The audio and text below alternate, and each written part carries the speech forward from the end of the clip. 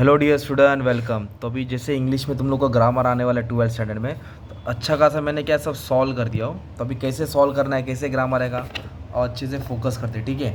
तो सबसे पहले क्या करने का अपने, ये तो फॉर्मूला है पूरा इंग्लिश ग्रामर का।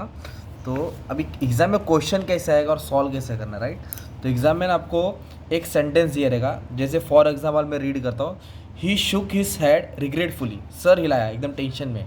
तो शेक होता है, शेक का शेकन शुक है ना।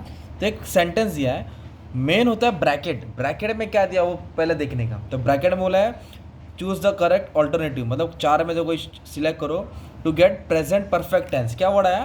Present perfect tense. तो तुमको मालूम होना चाहिए कि प्रेजेंट परफेक्ट में हैज और हैव का इस्तेमाल होता है और पास्ट परफेक्ट में हैड का। प्रेजेंट परफेक्ट में क्या आएगा? हैज हैव, आए रहेगा तो हैव। पास्ट परफेक्ट में क्या आएगा? हैड। ये फॉर्मूला है, रूल है। तो फिर हम लोग देखेंगे इधर प्रेजेंट परफेक्ट में क्या आएगा? हैज़। क्या आएगा? हैज़। तो हेड तो नहीं आएगा क्योंकि हेड पास्ट में आता है। हेड किस में आता है? पास्ट में। तो आंसर क्या दिख रहा है? हैज़ वाला दिख रहा है ना। तो हैज़ वाला बोले तो सेकंड वाला। तो क्वेश्चन था ही शुक हिज हेड रिग्रेटफुली, आपका आंसर आएगा ही हैज़। क्या लिखेंगे? हैज़। क्यों? क्योंकि perfect.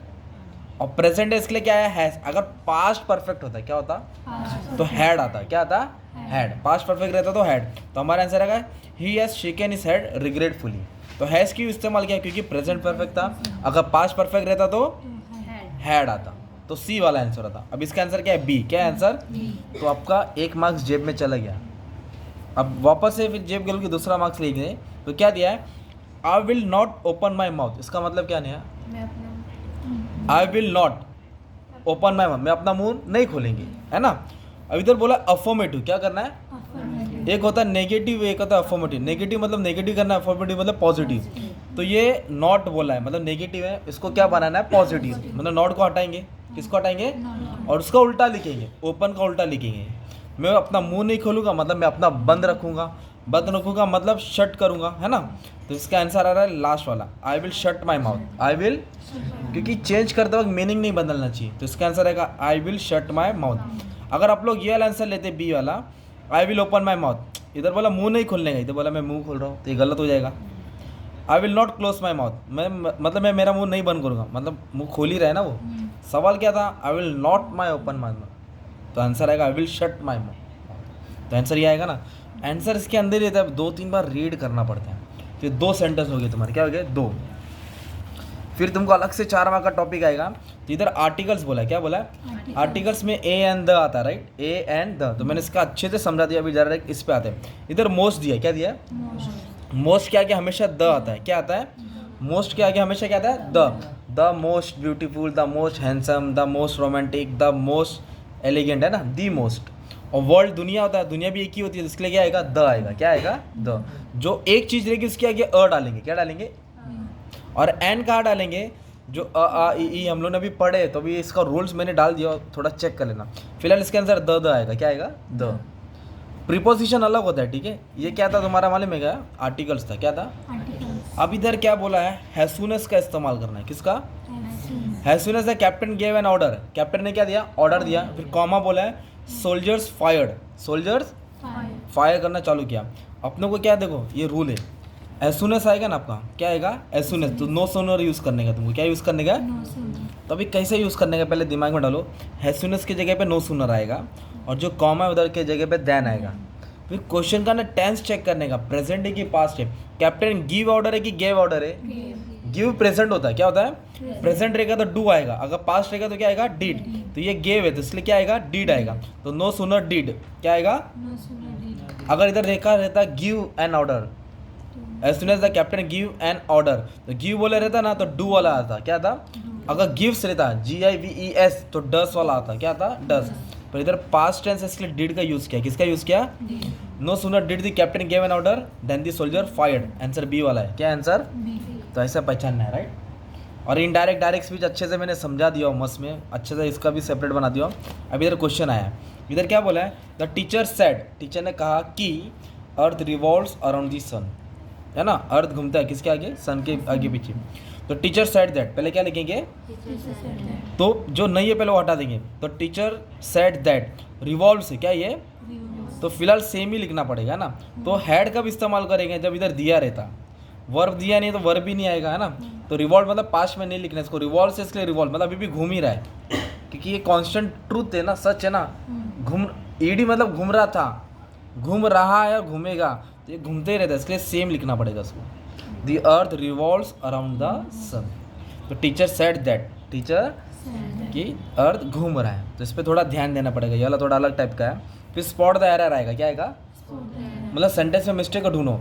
I know a man which is very tall, तो ये विच है ना, गलत है, विच की जगह पे क्या आएगा, हु आएगा, क्या आएगा, I know a man who is very tall, मैं जानता हूँ इंसान को जो वो बहुत लंबा है, वो बहुत लंबा है ना, वो विच नहीं आएगा, हु आएगा, डिपेंड करता है। तो ये करेक्ट कैसे कर पाएंगे, 2-3 बार रीड करना पड़ेगा, 2-3 बार रीड करना पड़ेगा, तो ये किस पे भी ध्यान देने का तुमको, राइट।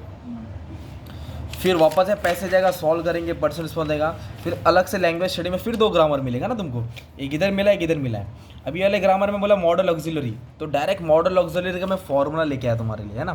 तो मॉडल ऑक्सिलरी में इधर क्या बोला है मालूम है क्या, मॉडल ऑक्सिलरी में ऑब्लिगेशन बोला है, क्या बोला है, तो आपको मालूम होना चाहिए कि ऑब्लिगेशन कंपल्शन में मस्ट आता है, क्या आता है, मस्ट, ड्यूटी होता है ना ये, और पॉसिबिलिटी आएगा तो में आएगा। तो हमारा मॉडल ऑक्सिलरी में क्या यूज बोला है कि ऑब्लिगेशन में, मॉडल ऑक्सिलरी में ऑब्लिगेशन यूज़ करो, तो ऑब्लिगेशन में क्या आएगा, मस्ट। तो अभी हम लोग डायरेक्ट मस्ट वाला ढूंढेंगे। हाँ भाई, ये तुम्हारा आंसर हो गया, बी वाला। तो a child spend a major portion, child must spend, must, obligation इसके लिए क्या है, मस्ट है। अगर इधर ऑब्लिगेशन की जगह पे एडवाइस आता, क्या आता, तो उसका आंसर शुड वाला होता, क्या होता, शुड। शुड बोलेगा तो एडवाइस है ना, शैल शुड। अगर मान लो उसके जगह पे ये आता एबिलिटी, क्या आता, तो कैन आता, क्या आता, कैन। मतलब जिसको ये याद है वो जीत गया ना, मॉडल ऑक्सिलरी का पार्ट है ना। ओके, एक मार्क और जेब में चले गया। अभी नॉट ओनली बट ऑल्सो, क्या है, नॉट ओनली बट ऑल्सो का रूल क्या है, जिधर एंड है ना उधर बट ऑल्सो डालने का, जिधर एंड उधर क्या डालने का, नॉट ओनली वर्ब के बाद आता है, नॉट ओनली, तो वर्ब के बाद बोलेगा तो क्या हो जाएगा मालूम है तुम्हारा, ये दिख रहा है हैज वर्ब है ना, उसके बाद आता है। तो हैज़ के बाद इधर नॉट ओनली है और किधर भी नॉट ओनली नहीं है, पहले नहीं आएगा, बाद में आएगा, वर्ब के बाद। A peer group has its own group structure and expectation from it member, तो a peer group has not only its own group structure but also expectation from it member, मतलब हैज़ के बाद क्या डालने का, not only, और and के पे क्या डालने का, बट ऑल्सो। 2 मार्क जमा हो जाएगा, राइट। फिर तुमको एग्जाम में मीनिंग भी आएगा, क्या आएगा, इसका मीनिंग ढूंढ के लिखने का तुमको। तो अभी जैसे कि अर्ली दिया, क्या दिया है, एंटोनिम्स बोला मतलब ऑपोजिट वर्ड, कौन सा वर्ड, अपोजिट। तो अर्ली है तो उसका उल्टा क्या आएगा, लेट। अर्ली का उल्टा क्या आएगा, लेट। रिजेक्शन मतलब भगा दिया, तो उसका उल्टा होता है एक्सेप्टेंस, क्या आएगा, एक्सेप्टेंस, है ना। Success, failure, success. एंशियस मतलब होता है बहुत फिक्र करने वाला, बहुत, अरे एग्जाम आ रहा है ना तो क्या करूँ क्या करूँ, तो केयर फ्री मतलब बिंदास, नो टेंशन, है ना। तो समझना पड़ेगा, राइट। जैसे हिंदी में आता है वैसे इंग्लिश में भी आएगा ना यार तुम लोग को। तो ये ग्रामर हो गया। फिर पोएम में ना तुम, ये तो तुम्हारा वो है, क्या है मालूम है क्या, माइंड मैपिंग। टॉपिक दे रहेगा उसको ओपन करो, तभी ये तो आने वाला नहीं है, समरी भी पूरा एक्सप्लेन करा दियो। अभी एक टॉपिक है, ये आएगा, बोला रहेगा rhyming scheme, rhyming word, poem में आएगा, है ना, 63 पेज नंबर पे, राइमिंग वर्ड, राइमिंग स्कीम। तो राइमिंग वर्ड मतलब जो लास्ट का 2 वर्ड मैच होता है ना, उसको बोलते हैं, जैसे शायरी का 2 वर्ड मैच होता है ना, स्प्रिंग, सिंग, एक्सेस, विकेटनेस, फ्लोट, बोट, ये राइमिंग वर्ड्स हो गया, क्या हो गया, वर्ड्स। और स्कीम मतलब ये स्प्रिंग है, इसकी जोड़ी की इधर मिली, इसके पास ही मिली ना, तो इसको भी ए ही देंगे। ये बी हो गया तो इसका बी मिलेगा। कभी कभी फर्स्ट का थर्ड में मिलेगा ना, तो इधर ए देंगे, इधर ए देंगे, इधर बी देंगे, इधर बी, तो ए बी रहेगा ना। तो अभी फिलहाल जोड़ी बाजू बाजू में मिल रहे, तो A B B C C D D, है ना, तो उसको स्कीम बोलते हैं, क्या बोलते हैं उसको। तो राइमिंग वर्ड मतलब जो वर्ड मैच हो रहा है, स्कीम मतलब ए बी बी। तो इस तरह तुम्हारा ग्रामर आएगा एग्जाम में, 10 मार्क की ग्रामर रहेंगे, 8-10 मार्क का। तो और भी अच्छे से करा दियो, ऑप्शन भी आएगा, इजी भी है, बस प्रैक्टिस करना है, ध्यान से सुनना है, ठीक है। Thank you very much and all the best for exam.